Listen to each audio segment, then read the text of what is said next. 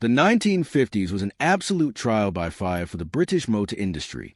Rising out of the ash and destruction of World War II, factories were forced to navigate crippling raw steel rationing under the government's brutal export or die mandate. Automakers weren't just fighting for market share. They were locked in a daily battle against total corporate insolvency. When survival hung by a razor-thin thread, a select few visionary engineers delivered sheer, unadulterated brilliance under extreme pressure. From stripped-down racing roadsters that flooded the nation with foreign currency to microscopic geometric miracles that crushed foreign competition, these 10 iconic 1950s British machines didn't just top the sales charts. They literally saved their parent companies from fading into history. Number 10. Rover P4. Our countdown kicks off with a stately, deceptively advanced luxury saloon that quietly kept the lights on at one of Britain's oldest motor companies.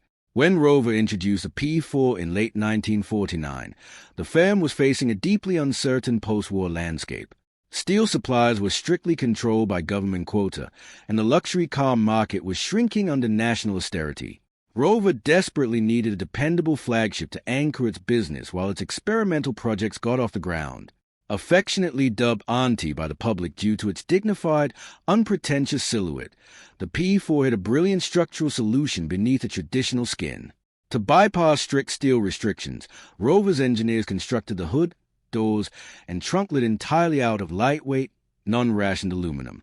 Inside, the cabin was a masterclass in quiet craftsmanship, trimmed with thick hides, polished walnut veneers, and acoustic dampening that rivaled vehicles costing twice as much.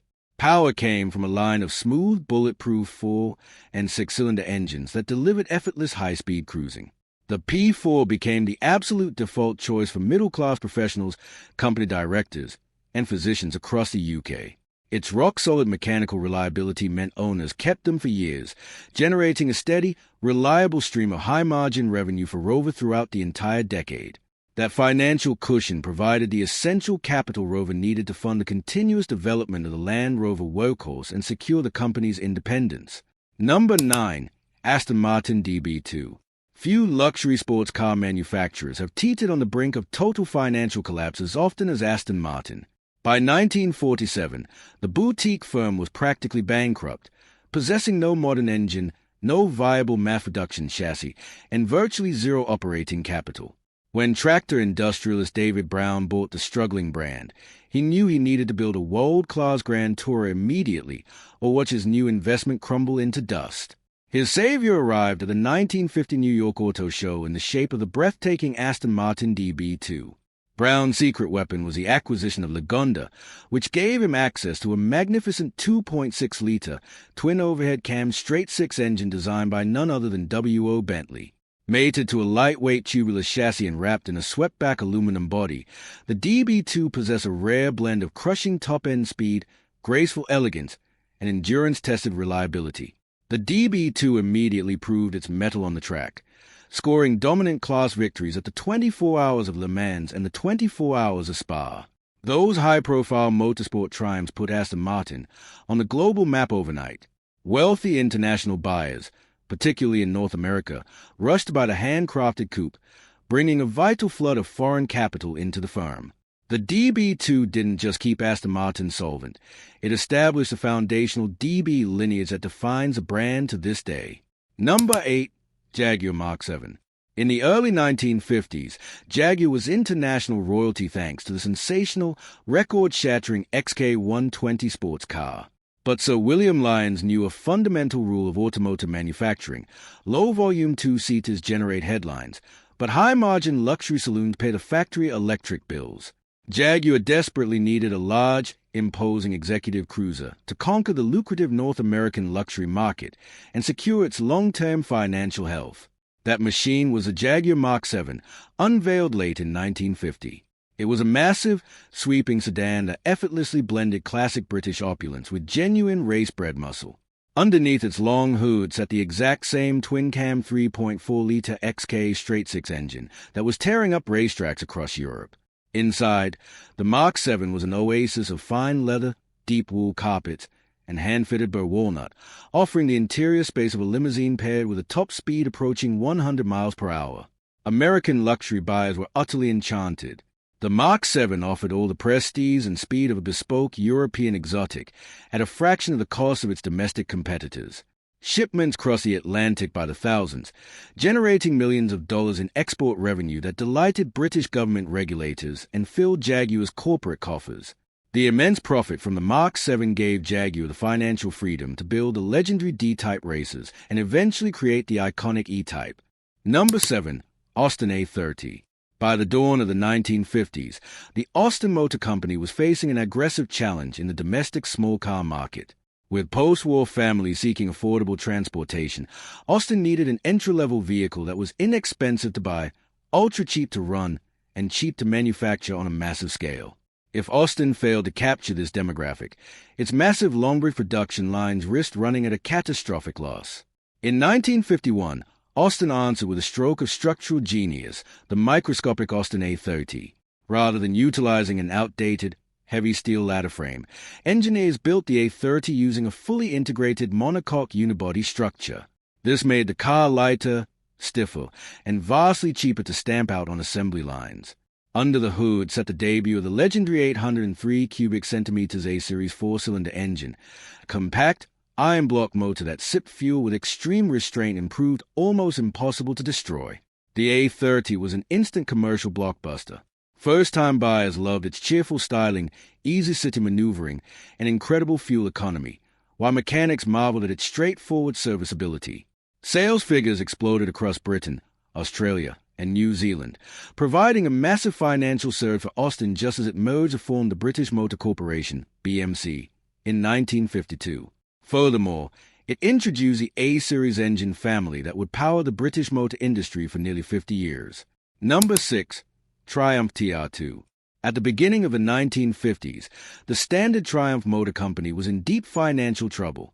The British government was strictly allocating raw steel based on export success, and Triumph's Dodge saloon cars were completely flopping in North America.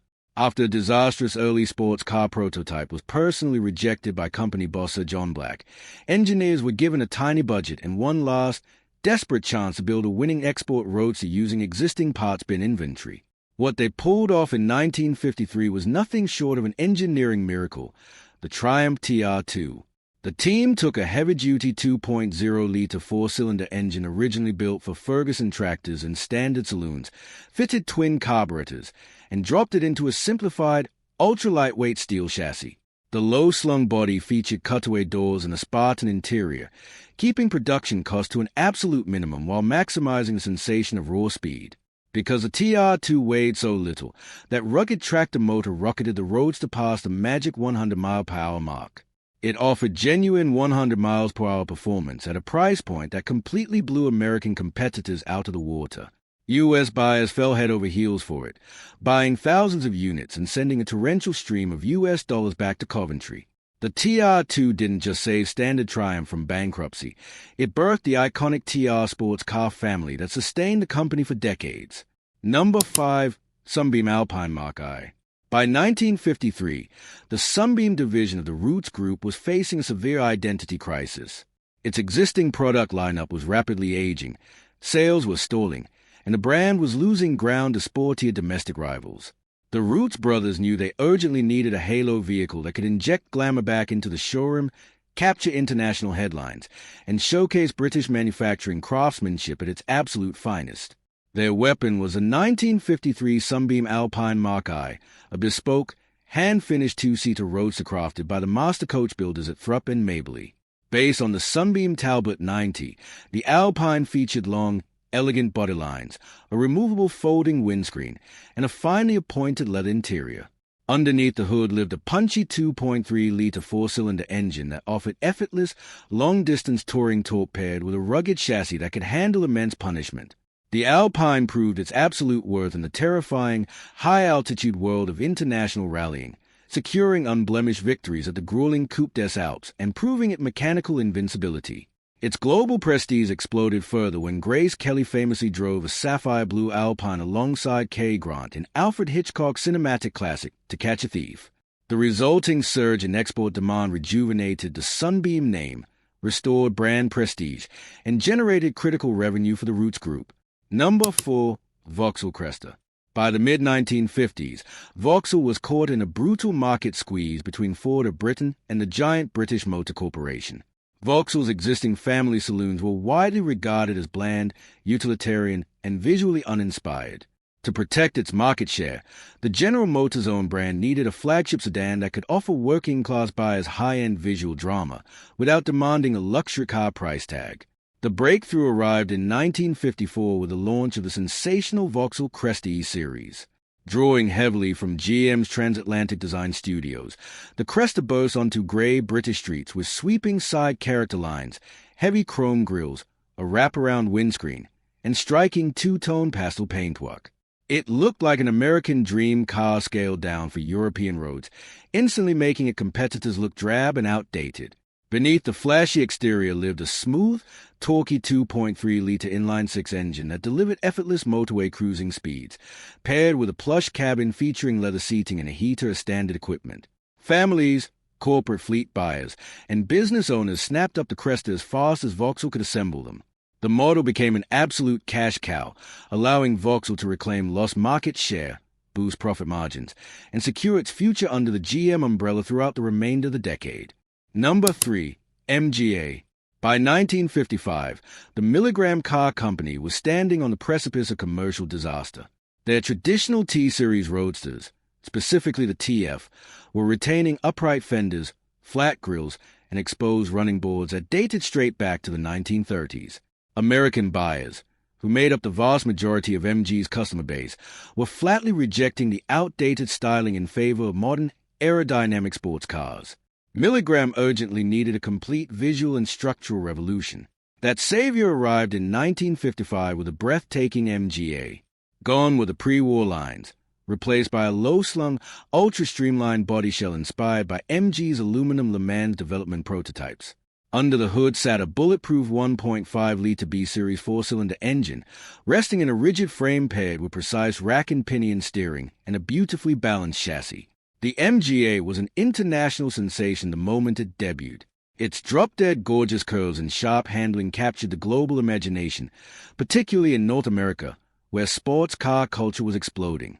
A staggering 85% of all MGAs produced were exported straight out of Britain, flooding the company with foreign currency. The MGA didn't just save Milligram from financial ruin.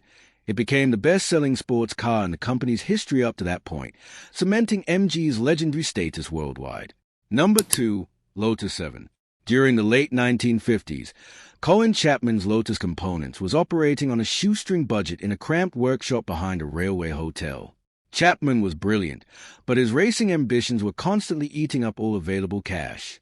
His advanced Lotus 11 sports racer was too expensive for the average weekend enthusiast, leaving the young company on incredibly shaky financial ground. Lotus desperately needed a simple, high-volume production car to generate stable operating revenue. Chapman's solution in 1957 was the ultimate expression of his legendary philosophy: simplify, then add lightness. The Lotus 7 was born. Built around a featherweight tubular space frame chassis wrapped in basic aluminum panels, the 7 stripped away every single non-essential component.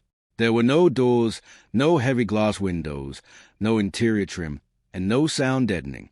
Because the car weighed less than a grand piano, a simple, low-cost four-cylinder engine gave it terrifying acceleration and telepathic handling. Chapman's masterstroke was selling the 7 as a knockdown kit car in wooden crates. By assembling the vehicle themselves in their home garages, buyers legally dodged Britain's draconian purchase tax on new fully built cars. Orders flooded into Norfolk, turning the 7 into an instant commercial blockbuster. The reliable profit margins from kit sales provided Lotus with a financial foundation it needed to survive its early years, fund its Formula One racing team, and eventually conquer the motorsport world. Number 1. Morris Mini. Taking our undisputed number 1 spot is a vehicle that didn't just save its parent company, it permanently changed the physical blueprint of human transportation. In the wake of the 1956 Suez Crisis, fuel rationing returned to Britain, petrol prices soared, and British buyers abandoned domestic saloons to buy tiny, dangerous, imported European bubble cars. BMC Chairman Leonard Lord issued a furious directive to engineer Sir Alex Isagonis: build a microscopic 4-seat car that sips fuel, destroys the bubble car invasion, and fits into a tiny footprint. In 1959, isogoners delivered the Morris Minimina. To maximize cabin space, isogoners turned the four-cylinder engine sideways, integrated the gearbox directly inside the oil sump underneath, and pushed all four wheels out to the extreme corners of the body. This geometric miracle liberated an unprecedented 80% of the car's physical footprint strictly for human passengers and their luggage. The Mini was a stroke of absolute genius. It carried four full-size adults in comfort, delivered incredible fuel economy, and handled like a street-legal go-kart thanks to its wide stance and rubber cone suspension. From working-class commuters to global celebrities like the Beatles and Steve McQueen, everyone had to have one. The Mini crushed the foreign bubble car market, protected BMC from financial ruin, and went on to sell over 5 million units, standing today as the greatest achievement in British automotive history. Which of these single-decade savior legends would you park in your dream garage today? Drop a comment down below. Hit that subscribe button and join us for the next deep dive into automotive history.